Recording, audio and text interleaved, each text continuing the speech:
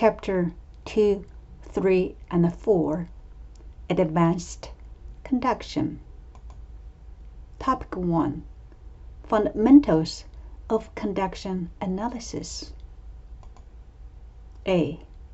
Review the basic heat transfer covered in previous chapter 1, 3, and 5. First, we defined what is heat transfer. Second, we introduced the three basic heat transfer modes in terms of conduction, convection, and radiation, and how they are related to each other through the first law, energy balance. Third, we then dived into one-dimensional conduction. If the conduction process is steady, we distinguish a wall from a fin. Based upon different geometries of the wall, we introduced different heat rate equations. For straight fin, we introduced fin heat rate equation. Otherwise, if the conduction process is unsteady, we focused upon the lumped system, and we introduced the heat equation for temperature and energy, which are a function of time only. For two-dimensional conduction and three-dimensional conduction, no matter whether it is steady or unsteady, we need to turn to advanced analytical and numerical methods. This was not covered in the basic heat transfer. Then the question is, what to advance in conduction? B.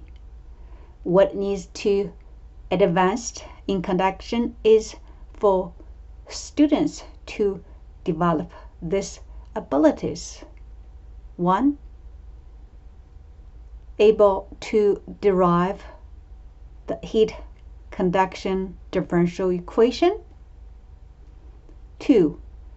Able to specify the boundary conditions and the initial condition, and solve either the partial differential equation or ordinary differential equation to obtain the temperature profile. 3. Able to apply the Fourier's law to obtain heat rate equation. Then the question is, what is a Fourier's law? C. Fourier's law. First, Fourier's law states that heat flux Q double prime in a specified direction equals to the negative of the product of material thermal conductive decay and temperature gradient. Second, there are two implications from the statement of the Fourier's law. The first implication is that heat flux is a vector in Cartesian coordinates. Heat flux magnitude in direction x, y, and z is specified as Qx double prime Qy double prime and Qz double prime. In cylindrical coordinates, heat flux magnitude in direction r, phi, and z is specified as Qr double prime, Q phi double prime, and Qz double prime. In spherical coordinates, heat flux magnitude in direction r, theta, and phi is specified as Qr double prime, Q theta double prime, and Q phi double prime. The second implication is that heat flux is a vector. Its direction is always in the direction of a decreasing temperature. Therefore, there's a negative sign. And the heat flux is always perpendicular to the line of constant temperature, which is called isothermal line. Then the question is how to specify thermal boundary condition after we have learned the Fourier's law. The thermal boundary condition for a conduction process. First, thermal boundary condition is introduced to describe what is taking place on the system boundary. For example, this plane wall is subject to convection and radiation. Therefore, the thermal boundary condition for this plane wall is convection plus radiation. Second, thermal boundary condition is required to obtain unique solutions for a differential equation. For example, consider one-dimensional steady conduction process within this plane wall. And the process is governed by a partial differential equation, equation 1. In this equation,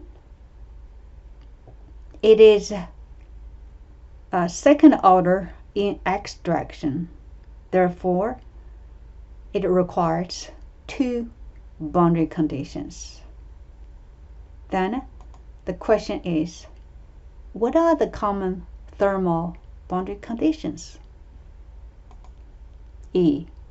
Common thermal boundary conditions. There are 4 of them. First is constant surface temperature. For example, at a location x equals L, the surface temperature is uniform at T2.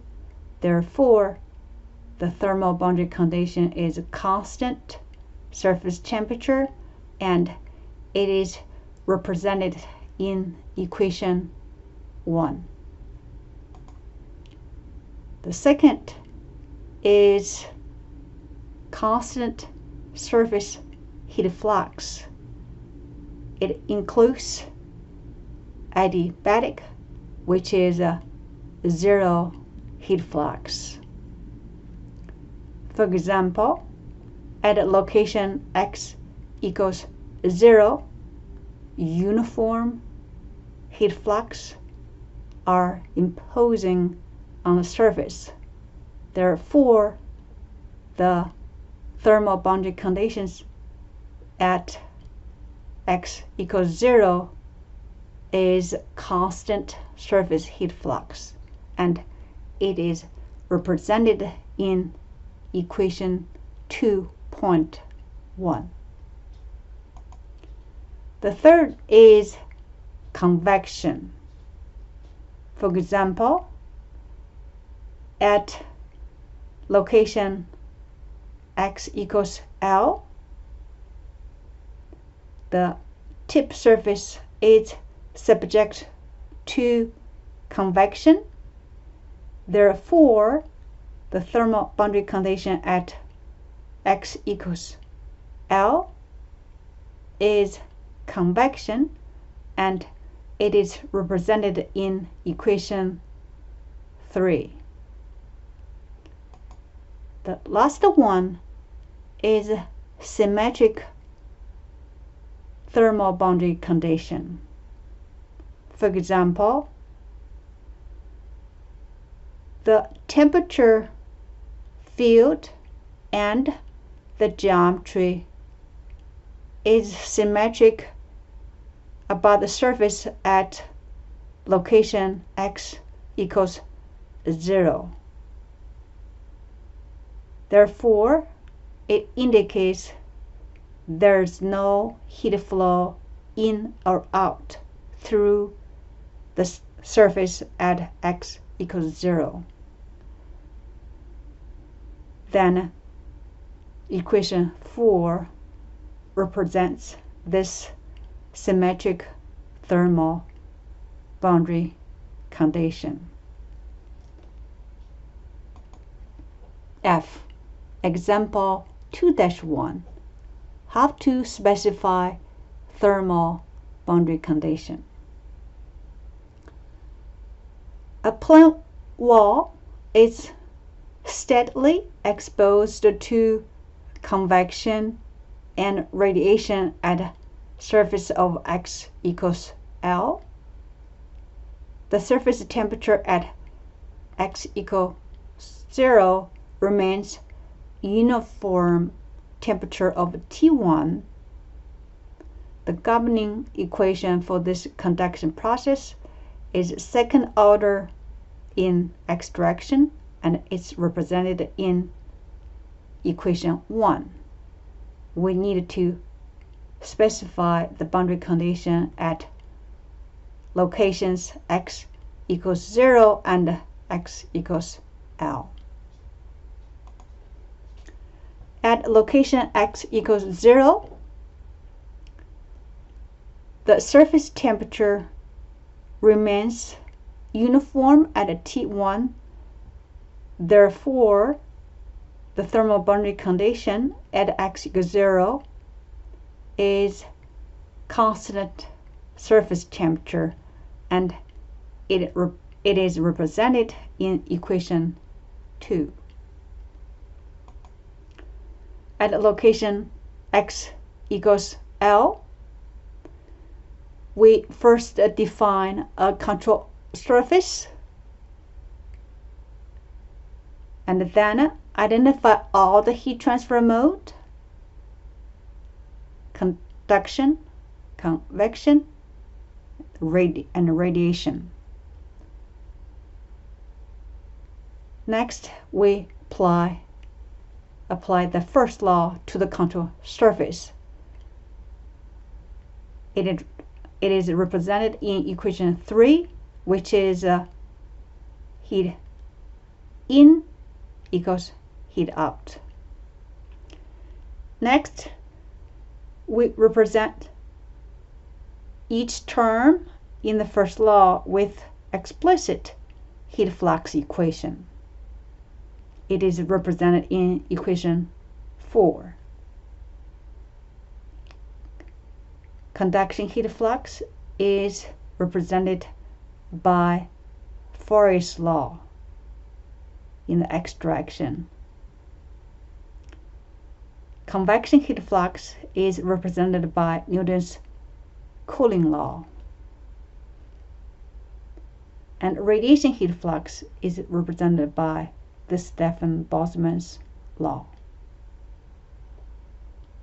Therefore, equation 4 is the thermal boundary condition at location x equals L.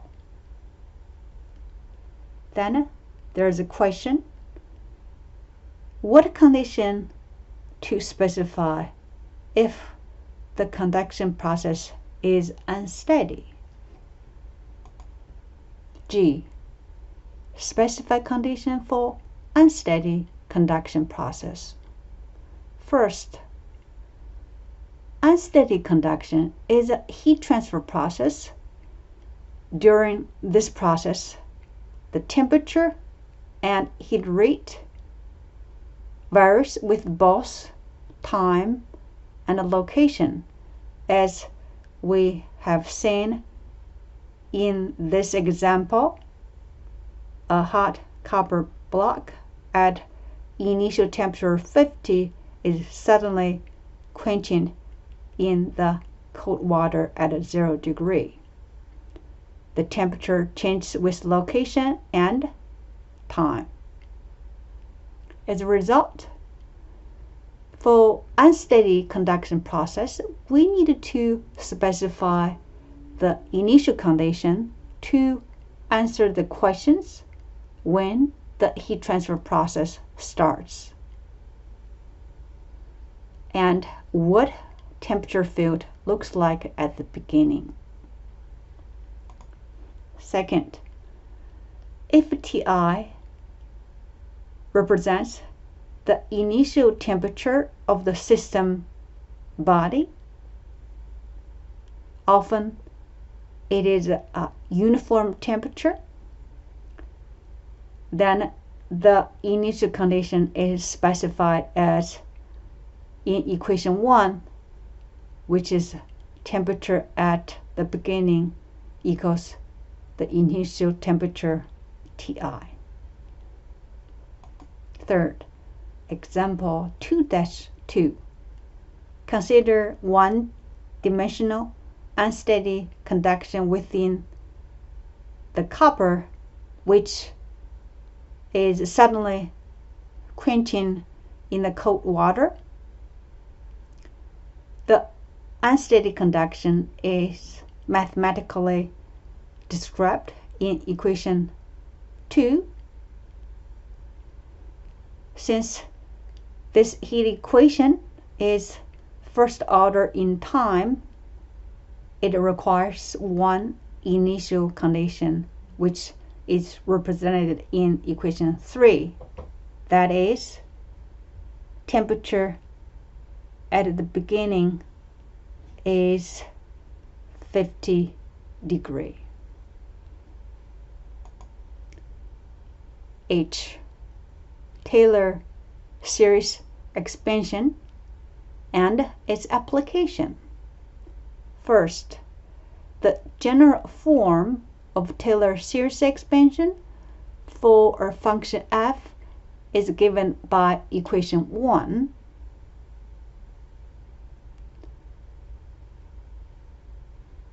And the Taylor series expansion says in a plain word